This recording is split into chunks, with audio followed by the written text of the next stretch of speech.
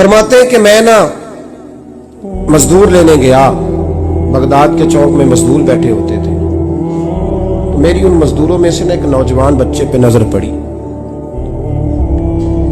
बड़ा कमजोर सा वजूद था, लेकिन चेहरे पर इबादत का निशान था। माथा बताता था कि नमाज का बड़ा ख्याल रखता है।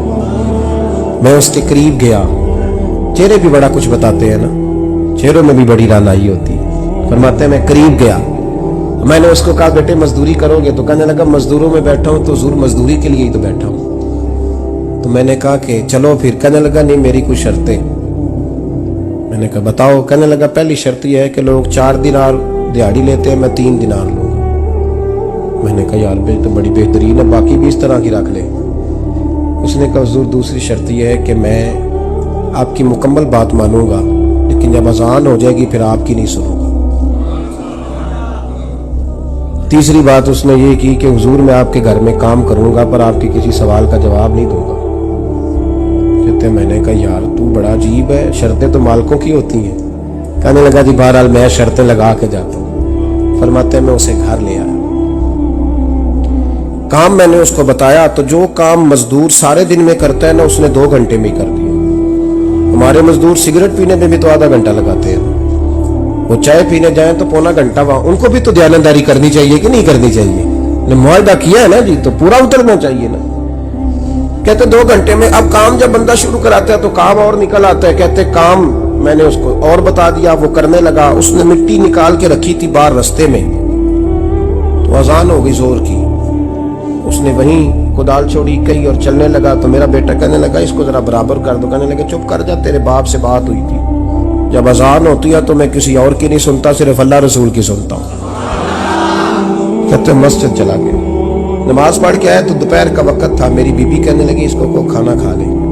कहते हमने कहा खाना खा लो, तो कहने लगा मैंने रोजा रखा, रमजान भी नहीं था, नफली रोजा रखा हुआ। फरमाते हैं शाम हुई, मैंने 3 दिनार दिए, तो मैंने कहा तेरा नाम क्या है? कहने लगा मैंने आपसे कहा था मैं किसी सवाल का जवाब नहीं दूंगा।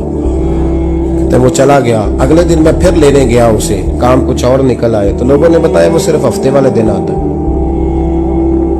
मैंने कहा क्यों? कहने लगे जी वो कहता है मेरा हफ्ते का खर्चा 3 दिनार है, जब 3 दिनार कमा लेता हूं तो बाकी सारा टाइम अल्लाह रसूल की जिक्र में गुजार दिया करता हूं। फरमाते हैं जी अगले हफ्ते मैं फिर लेने गया, मैंने पूरा हफ्ता इंतजार किया कि काम उसी से कराना है। मैं जब गया तो मैंने कहा चलो। कहने लगा मेरी शर्तें याद है ना? और मैंने कहा याद है भाई, साथ चल। फरमाते हैं काम कराया, 2-3 हफ्ते वो आता रहा। 1 हफ्ते में गया तो लोगों ने कहा हुजूर आज नहीं आया। क्यों? कहने लगे बीमार हो गए। कहाँ घर है? कहने लगे बगदाद के कब्रिस्तान के पीछे जो कच्ची आबादी है उसमें रहता है। फरमाते मैं गया, दरवाजे पे दस्तक दी तो कहने लगा हुजूर आप हैं? दरवाजा खुला है, आ जाइए।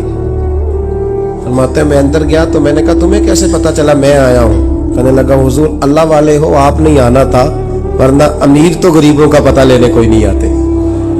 कहते मैं करीब गया तो कहने लगा मैं आपका इंतजार कर रहा था, तेज बुखार है, तप रहा। जेब से कुछ पैसे निकाले, कहने लगा ये पैसे रखने। एक अंगूठी निकाली,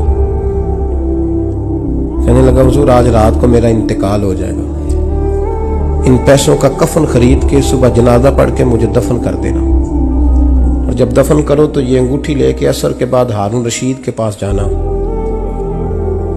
आप उसे कहना मैंने मिलना है, पर वो आपको टाइम नहीं देगा। आप उसको आवाज दीजिएगा कि तेरी एक अमानत है मेरे पास, फिर वो आपसे मिलेगा तो अंगूठी दे दें, फिर आप मेरी तरफ से फारिग हैं। हजरत फरमाने लगे तेरा नाम? और कहने लगा हुजूर वक्त थोड़ा है, आज रात मैंने जाना है, बड़ी लंबी माफी मांगनी है रब करीम से, अगर मुनासिब समझे तो मुझे अपने रब से तन्हाई कर दे। फरमाते हैं मैं आ गया, पर उसकी बातों ने मुझे सारी रात सोने नहीं दिया। फरमाते हैं सुबह बड़ी मुश्किल से सूरज निकला, मैं गया दरवाजे पे हाथ रखा तो दरवाजा खुला हुआ था। अंदर दाखिल हुआ तो खुशबुएं मेरा इस्तकबाल कर रही थी। जब चेहरे से कपड़ा हटाया तो उसका तो इंतकाल हो चुका, इंतकाल हो चुका। ऐसे जैसे किसी का दीदार करके सोया। कहते मैं तो 2 आदमी ले गया था जनाजे पे, पर पता नहीं दुनिया किधर किधर से आई, कहां कहां से। अखां जदों मीटियां जमाना मैनू रोवेगा, अपना ते अपना बेगाना मैनू रोवेगा। फरमाते मैं तो 2 बंदे ले गया था पर पता नहीं मखलूक कहां कहां से आई। जनाजा पड़ा, दफन किया। हारून रशीद के पास में असर के बाद गया, मैंने बुलाना चाहा पर बादशाह था, मेरी तरफ देखा ही नहीं। मैंने उसको कहा तेरी एक अमानत मेरे पास है। फरमाते वो मुझे कोने पे ले गया, क्या बात है, कमरे में बुलाया, मैंने अंगूठी दी। हारून रशीद तो चीखे मारने लगा, कहने लगा अंगूठी वाला कहाँ है? मैंने कहा वो तो इंतकाल कर गया। कहने लगा मुझे कब्र पे ले चल। कहते मैं कब्र पे लाया तो वो लेट गया, तड़प के रोने लगा। मैंने कहा मेरा कलेजा फट जाएगा, ना उसने कुछ बताया ना तूने बताया, ये कौन था? तो हारून रशीद कहने लगा ये मेरा बेटा था। मैंने कहा तेरा बेटा और मजदूर? कहने लगा हुजूर ये हजरत दाऊद ताई के पास बैठा करता था, उनका मुरीद था। मुझे रोज कहता था अब्बा तूने बड़ी दुनिया इकट्ठी कर ली है, मरते वक्त तुझसे टांगे समेटी नहीं जाएंगी, इतना हिसाब नहीं तू दे सकेगा। मैं इसको समझा देता, इसकी अम्मा समझा देती। ये रोज हमें कहता छोड़ दो, आ जाओ अल्लाह रसूल की बारगाह में झुक जाए। हम समझ। एक दिन ये चला गया, कहने लगा फिर तुम्हारा रास्ता और है और मेरा रास्ता और है। ये सोने की अंगूठी गलती से इसके पास रह गई, गलती से हीरे की अंगूठी चली गई। कहने लगा देखो मेरे बेटे ने आज वो भी वापस कर दी है। फिर तड़प के कहने लगा हारून रशीद था तो ये मेरा बेटा, पर मेरा मुर्शद निकला, मेरा पीर निकला। भाई जिंदगी तो बड़ी थोड़ी है ना। बाबा साहब ने कहा था उठ फरीदा सुते आ, और दाढ़ी आ गया पूर, अग्गा नेड़े आ गया, पिछा रह गया दूर।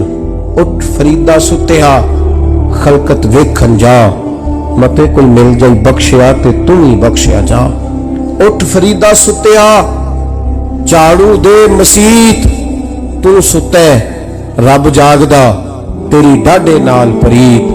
मेरा रब हमें भी अपनी बारगाह में कबूल